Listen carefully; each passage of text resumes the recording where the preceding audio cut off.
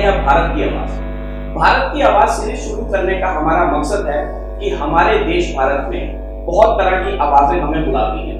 वो प्रकृति की आवाज हो सकती है, वो हमारे रिश्तों की आवाज हो सकती है, वो हमारे संबंधों की बात हो सकती है, वो हमारे आसपास में जो हम माहौल में रहते हैं उसकी तरफ से कोई आवाज हो सकती है। तो हम कोशिश करेंगे कि हर बार एक नई आवाज को छुआ जाए और उस आवाज से मिलते हुए जो हमारी समस्याएं हैं या जो समाधान हम ढूंढ सकते हैं उसके बारे में हम बात करेंगे। तो आज हम पहली बात करेंगे अपनी प्रकृति की। प्रकृति जो हमें बहुत तरह से बुलाती है, लेकिन हम उसकी बात तब सुनते हैं जब वो हमारे ऊपर कोई गंभीर तरह से हमारे ऊपर अटैक करती है। फिर हमें लगता है कि प्रकृति ने तो हमें गलत तरीके से बुला लिया। तो इसलिए प्रकृति हमें गलत तरीके से ना बुलाए और हम सही तरीके में प्रकृति माँ की गोद में बैठ सके और उसको एंजॉय कर सके। इन सभी चीजों के ऊपर बात करने के लिए आज हमने अपने स्टूडियो में आमंत्रित किया है एनवायरमेंट स्पेशलिस्ट डॉक्टर पूजा चोपड़ा। पूजा जी नमस्कार। नमस्कार, थैंक यू सो मच, आपने अपने चैनल पे बुलाया मुझे। आपका टॉपिक आजकल के करंट जो चल रहा है, खबरें जो हम देख रहे हैं, स्पेशली जहाँ एक बारिश ने कैसे सबको राम मचा दिया है, आई थिंक बहुत एप्ट है। तो प्लीज सबसे पहला सवाल मेरा यही होगा कि जो हमने पिछले दिनों पूरे नॉर्थ इंडिया में जो हमने आपदा देखी, वो जितने भी हिल स्टेट्स हैं हमारी, वो इस वक्त लगभग डिस्ट्रॉय हो चुकी हैं। सड़कें तो सड़कें, नदियां और सड़कों में कोई फर्क नहीं है। तो ये जो आपदाएं आई हैं, ये एक्चुअल में इसको हम कह तो देते हैं प्राकृतिक आपदा, क्या ये एक्चुअल में प्रकृति की गलती है या हमारी है? देखिए, प्रकृति तो माँ है, तो हम ये नहीं कह सकते और ऐसा हो भी नहीं सकता कि माँ अपने बच्चों को कष्ट देना चाहेगी। सो उनकी गलती बिल्कुल नहीं। प्रकृति के दो नियम हैं, पेशेंस और बैलेंस। जब जब दोनों चीजें बिगड़ेंगी तो वो अपनी नाराजगी जता सकती है, जो जरूरी भी है, ताकि हम लोगों को फिर से वो अपने ट्रैक पे लाए। जहां तक हम लोग के अपने रोल की बात है, आई थिंक ये पूरा एक इशू ऐसा है जिसमें हमें अपने माइंडसेट को एक बार रिव्यू करने की जरूरत है कि मेरी सोच या मैं एज ए रिस्पॉन्सिबल सिटीजन खाली इंडिया के लिए नहीं, ग्लोबल सिटीजन, मदर अर्थ का सिटीजन, मैं अपनी रिस्पॉन्सिबिलिटी को कितना समझ रही हूँ और कितना नहीं। उस पॉइंट, अगर उस माइंडसेट से हम इस फिलॉसफी पे जाते हैं, तब आई थिंक हम इस डिस्कशंस को और फर्दर सबके लिए हेल्दी बना पाएंगे। अगर हम बात करें आपके लिए सब्जेक्ट के ऊपर, टूरिज्म को, आजकल टूरिज्म के साथ में इको टूरिज्म वर्ड जुड़ गया है। हम चाह रहे हैं कि लोग उन जगहों तक पहुंचे जहां तक अभी तक इंसान नहीं पहुंच पाया था। आप कितना समझती हैं इंसान का वहां तक पहुंचना वो प्रकृति के लिए सही रहेगा या जो हम ऑलरेडी बिगाड़ चुके हैं उससे ज्यादा बड़ी रहेगा? देखिए, excess of everything is bad, ये तो हम जानते हैं कि कोई भी चीज़ अति में हो जाए तो वो जहर हो जाती है। तो उसको हमें इस कॉन्सेप्ट में भी ध्यान में रखना है। उससे पहले मैं बात ये कहना चाहूँगी कि इको टूरिज्म एक सेपरेट कॉन्सेप्ट है नॉर्मल टूरिज्म से हटके। क्या डिफरेंस है उसमें कि जब आप किसी नेचर बेस्ड साइट पर जाते हैं तो आपको वहाँ की लोकल कम्युनिटी को इन्फ्लुएंस करके आना है पॉजिटिवली और उनसे चीज़ें सीख के आना है। Unless they education carry back home का फॉर्मूला आप किसी डेस्टिनेशन पर जाकर नहीं अपना रहे तो वो इको टूरिज्म नहीं है। दूसरा, हम साइट तो इको टूरिज्म ढूंढ लेते हैं, अनटच्ड हो, कोई ना गया हो, जंगल में डीप हो, उसको कोई दिक्कत नहीं है, provided I go there as an eco tourist. Resort तो इको टूरिज्म का हो गया, पर क्या मैं टूरिस्ट गई हूँ या मैं एज इको टूरिस्ट गई हूँ, वहां पर एक डिफरेंस आएगा। अगर मैं एक इको टूरिस्ट की तरह जाऊंगी, विच मीन्स कि I am a responsible tourist, सबसे पहली बात। और जहां आप रिस्पॉन्सिबल फील करेंगे वहां आप कभी भी कोई गड़बड़ करके ही नहीं आएंगे। मैं इसमें छोटी सी बात में कहना चाहूँगा, अभी ना कुछ वाइल्ड लाइफ सेंचुरी हो गई है, कुछ आप कह सकते हैं जो हमारे ज़ूलॉजिकल पार्क्स हो गए, उन्होंने बहुत अच्छी मुहिम शुरू की है कि आप वाटर बॉटल लेके जा रहे हो तो आपको स्टिकर लगा के उसके टेबल में आपसे 100 या 200 रुपये रखवा देते हैं कि अगर आप ये पानी की बॉटल वापस लेके आते हो तो आप अपने पैसे दे दोगे, अदरवाइज वो पैसा हम उसको डिस्ट्रॉय करने के लिए यूज कर देंगे। तो कहीं ना कहीं पब्लिक के ऊपर इफेक्ट है, क्योंकि ह्यूमन टेंडेंसी है, हम इंडियन है कि 20 रुपए के लिए मैं 200 रुपये तो छोड़ूंगा, मैं पानी की बॉटल वापस लेके आऊँ। तो कहीं ना कहीं ये जो चीजें हैं जो सरकारों को करनी पड़ रही है या डिपार्टमेंट्स को करनी चाहिए, ये हमें खुद ही हमारा इसके लिए होना चाहिए, उसके बारे में मैंने एग्जैक्टली हमने इस डिस्कशन को वहीं से शुरू किया था कि एक इंडिविजुअल माइंडसेट की बात है। अगर मैं किसी साइट पर जा रही हूँ और मैं अपनी वाटर बॉटल, ग्लास की बॉटल कैरी करके लेके जाऊँ जिसको मैं रिफिल कर सकती हूँ, या मेटल की बॉटल, स्टील की बॉटल लेके जाऊँ जिसको मैं रिफिल कर सकती हूँ, तो उसमें कोई हार्म नहीं है। मुझे कैरी तो उतना ही वजन करना है ना, तो वो प्लास्टिक कैरी करूंगी, फेंक के आ जाएगी, तो ठीक है ना, ये बॉटल भी तो खाली हो जाएगी, आपकी अपनी है तो संभाल के धो के लाएंगे वापस। तो कहने का मतलब है कि जो आपका जो पॉइंट है कि सरकार को इसको इम्प्लीमेंट करना पड़ा, एग्जैक्टली हम बहुत सारे फॉरेन कंट्रीज में जब जाते हैं वहाँ वो पहले से BYO कॉन्सेप्ट चलाते हैं, ब्रिंग योर ओन, उसके आगे डैश है, बॉटल, प्लेट, कप, स्पून। तो हम लोग भी जब वहाँ गए थे हमें हैबिट पड़ गई थी अपने बैकपैक में, we used to carry these things. Initially लगा कि ये क्या भाई, मतलब मैं जाके अपनी प्लेट आगे करूँगी फिर उसमें खाना, but then you actually enjoyed it. और हर एक ने अपना अपना यूटेंसिल वॉश किया और वापस अपने बैग में डाला। तो I think we saved a lot of time, energy, effort, natural resources, सब कुछ। सिमिलरली जब हम किसी कैंप साइट पर जाते हैं तो ज़रूरी नहीं है कि हम बहुत देर तक नल खुला रखें, ज़रूरी नहीं है कि मैंने प्लग इन किया है अपने मोबाइल को तो चार्जिंग होने पर मैं निकाल दूँ और स्विच ऑफ ना करूँ।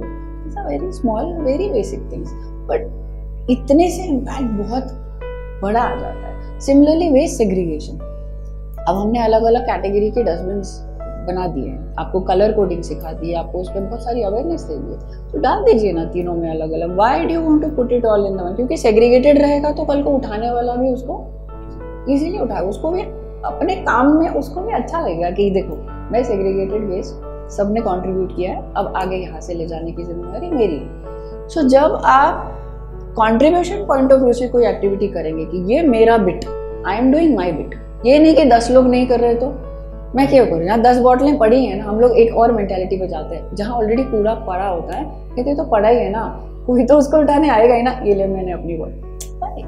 आप अपना बिट करिए। हम 10 में से 8 लोगों ने अगर अपना बिट कर दिया तो बहुत सारा मैजिक ऑलरेडी डन हो जाएगा। So we should not go by what दूसरे को करना, हम अपना बिट करके इसको आगे लेते हैं। अब इस पे मैं बात करूंगा कि लोग हम ही हैं, इंसान हम ही है, लेकिन हम क्या होता है कि एक जगह के साथ बदल जाते हैं। जैसे मैं अभी लेटर सिंगापुर जाके आया तो वहाँ पर क्या है कि उन्होंने जाके गाइड आपको पहले इंस्ट्रक्शन देता है कि Singapore is a fine country, कि यहाँ पे आपको हर चीज़ के लिए फाइन लगेगा। तो वही हम इंडियंस हैं वहाँ जाके सुधर जाते हैं। हम लोग पब्लिकली स्मोक नहीं करते हैं, हम लोग अपनी पानी की बोतल लेके जा रहे हैं, बार बार रिफिल कर रहे हैं, क्योंकि पता है कि बोतल रिफिल फ्री में हो जाएगी, खरीदने में 200 रुपये लगेंगे। तो बात वही है कि हम पनिशमेंट पे क्यों आते हैं, हम सेंसिबल क्यों नहीं। इसके लिए हमने भी एक रिसर्च करी थी, एंड व्हाट वी रियलाइज कि जब आप चिल्ड्रन और यूथ को उस अर्ली एज में कोई चीज़ उनके जहन में डाल देते हैं सो वो पूरी फैमिली तक आती है। अगर आपका छोटा बच्चा आकर आपको कहता है कि ये बॉटल यहाँ से उठाओ और डस्टबिन में डालो, आई एम डेड श्योर कि आप वो काम करेंगे, बिकॉज आपको पता है बच्चे कुछ भी नहीं तो ऑब्जर्वेशन से तो जरूर सीखते हैं। I am talking of toddlers. जो थोड़ा बड़ा होता है 7 साल 8 साल की उम्र तक उसका सारा कुछ फ्रेम हो चुका होता है। So one thing which we have also started, and I think everybody at home and school and college should also start, कि उस एज पे ये बेसिक नॉलेज या ये बेसिक एटिकेट्स, इन्वायरमेंटल एटिकेट्स हम इसको बोल रहे हैं, ये बच्चे के दिमाग में डल जाने चाहिए। बट द इशू इज कि अब पेरेंट्स ही उसको फॉलो नहीं कर रहे तो वो कहाँ उसको डालेंगे। So what we have started is we have started running these campaigns in the educational institutions, कि आप जाएं उस जगह पे बच्चे को इन्फ्लुएंस करें जहां वो इन्फ्लुएंस आराम से हो जाता है, क्योंकि स्कूल उसको पता है कैसी जगह है कि यहाँ जो मुझे सिखाया जा रहा है वो मेरे आगे के लिए। सो उस लेवल पे जब बच्चे को वो डाल दी जाएगी, वो बाय डिफॉल्ट रिवर्स वे में फैमिली पे आएगी, जो कि अब फैमिली से बच्चे को नहीं जा पा रही। इसी से रिलेटेड मैं बात करूँगा। मैंने पीछे एक वीडियो देखा था कि एक स्कूल ने क्या मुहिम शुरू करी है कि उन्होंने बच्चों से प्लांट्स लगवाते हैं और उस प्लांट को उस बच्चे का नाम दे दिया जाता है ताकि वो बच्चा उसको केयर करे, और थोड़े टाइम पे जब वो प्लांट ग्रो करता है तो वो उसके साथ सीखता है। और दूसरी उन्होंने एक चीज़ क्या रखी है कि आप जो स्कूल में वाटर बॉटल लेके जाते हो, शाम को जो पानी बच गया वो इधर उधर फेंकने से बेटर है कि उन्होंने एक बना रखा है, या तो पौधे में डाल दो या एक कंटेनर बना रखा है जिससे वो पानी उसमें चले जाए। तो इस तरह की जो मुहिम है इसको कैसे बच्चों तक लेके जाया जाए ताकि हमारी अगली जो जनरेशन, हम तो चलो बिगड़ चुके जितना बिगड़ गए, अगली वाली जनरेशन को हम सुधारें। आपका जो फर्स्ट पॉइंट था ट्री प्लांटेशन वाला, उसको हम स्मृति वन की तरह प्रमोट करते हैं एज अ मेमोरी गार्डन। सो ये यहाँ के स्कूल्स बहुत सारे टूरिज्म आई मीन स्टेट्स में भी एज अ टूरिज्म एक्टिविटीज़ को अब अपनाया जा रहा है कि जो भी कोई आता है, चाहे आपका गेस्ट हो, सेलिब्रिटी हो, आप उससे एक पौधा लगवा लेते हैं, उसको उसका नाम मिल जाता है। अच्छा, फिर हम ये भी कहते हैं कि आप वापस इसको देखने के लिए आइए।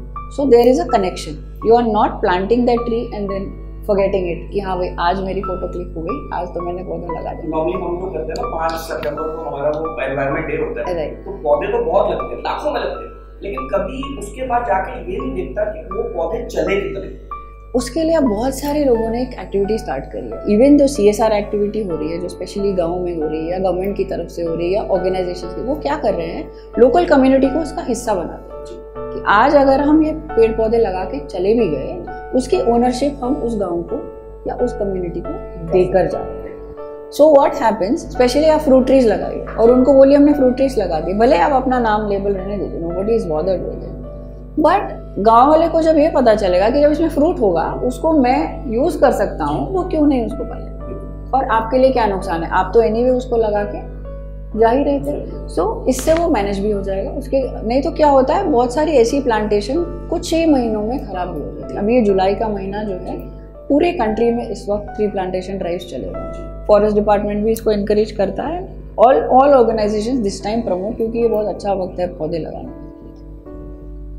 सो इस टाइम पे लगाने वाले तो बहुत मिल जाते हैं, संभालने वाले भी। सो दैट इज वेयर आप नियर बाय कम्युनिटी को, जिससे आप एसोसिएशन बना सके, उसको वो रिस्पॉन्सिबिलिटी देकर फिर वहां से हटे।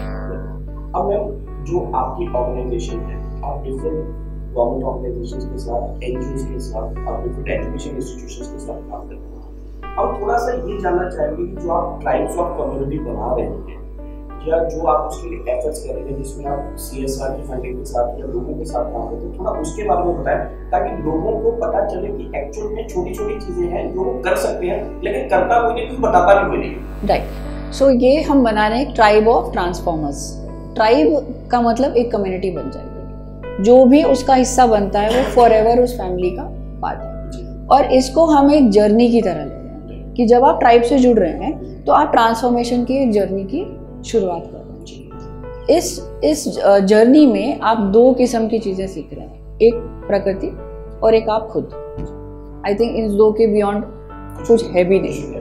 सो प्रकृति की जहाँ बात आती है, वहाँ हम climate action literacy program run करते हैं, जो मैंने बताया कि आप चाइल्डहुड से बच्चे को उसी तरह रेज कर रहे हैं। और दूसरा, जहाँ हम सेल्फ की बात कर रहे हैं, वहाँ हम सेल्फ ट्रांसफॉर्मेशन पे जा रहे हैं, जिसमें कि आपका हेल्थ, वेल्थ, करियर, रिलेशनशिप्स और स्पिरिचुअल सेल्फ, ये 5 एरियाज कवर हो रहे हैं। सो नेचर और ओन सेल्फ को कंबाइन करके हमने ये ट्राइब की शुरुआत की है।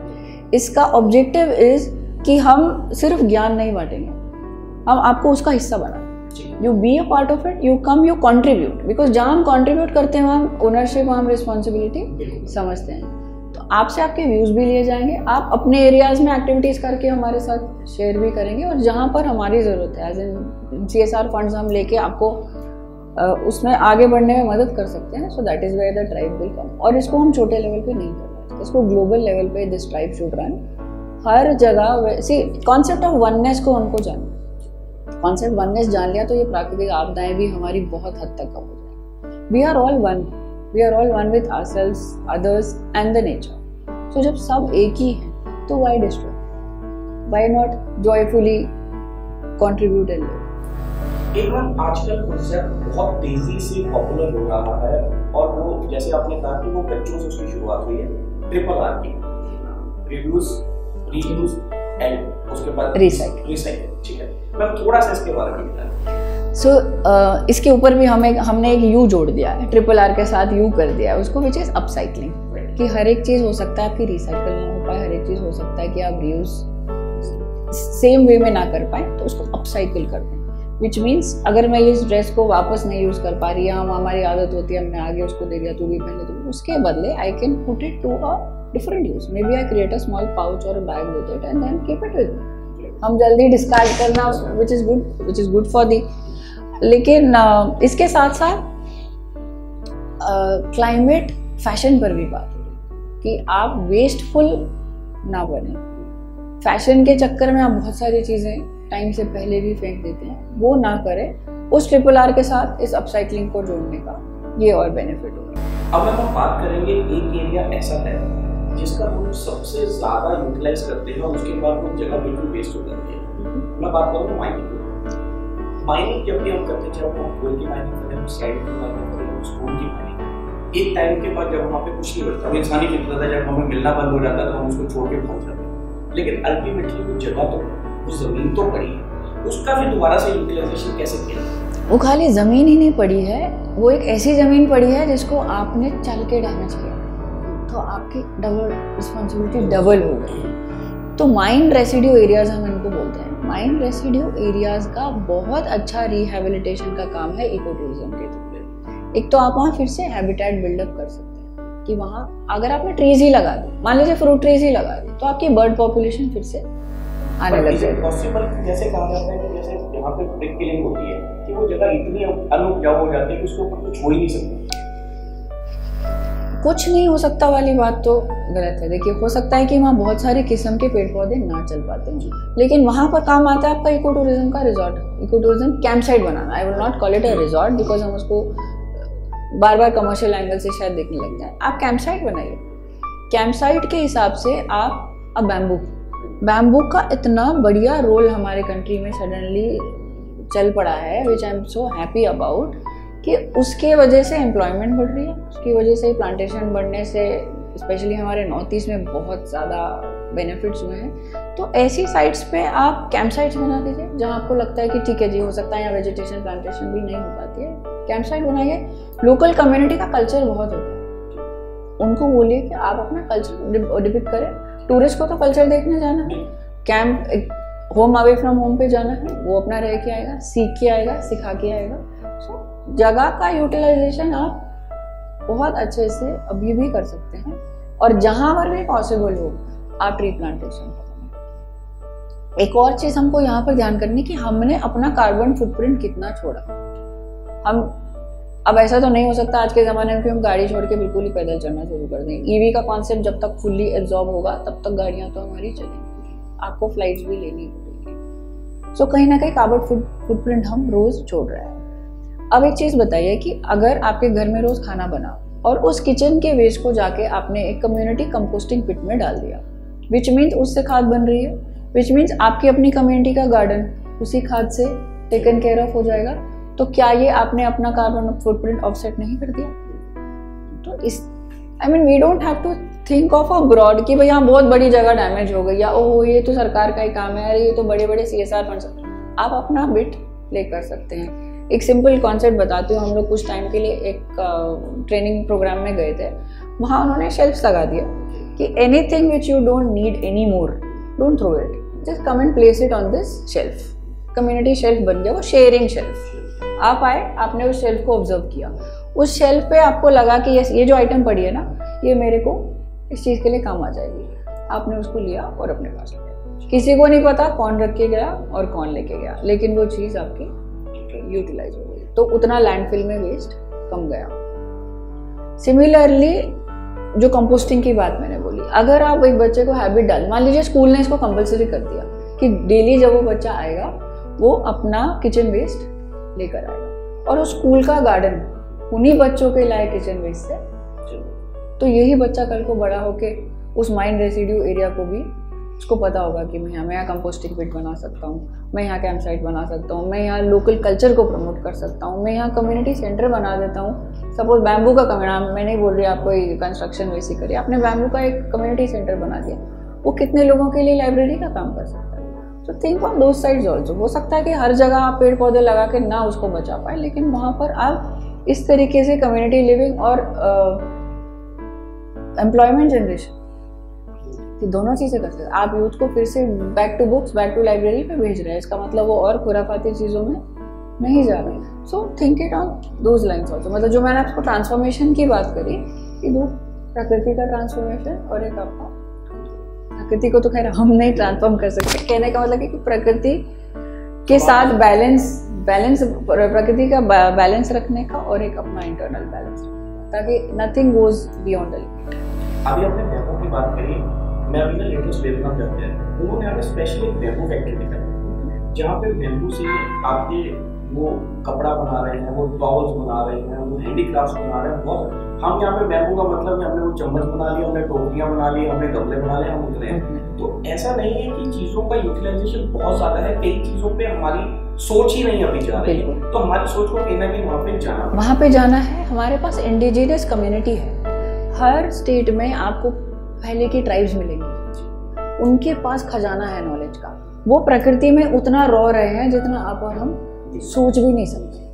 रहना तो दूर है, हमारी सोच, जो आपने कहा कि सोच भी वहाँ तक नहीं जाएगी। उस कम्युनिटी से खजाना जब आप लेकर आते हैं, उस खजाने को आपको उसकी वैल्यू पता लगती है कि मैं अपना 24 घंटे कैसे बिता रहा हूँ। और वो देखो, जिसके पास कुछ नहीं है वो आपसे भी ज़्यादा अमीर है इस मामले में, क्योंकि उसके पास प्रकृति का एक्चुअल रियल खजाना है।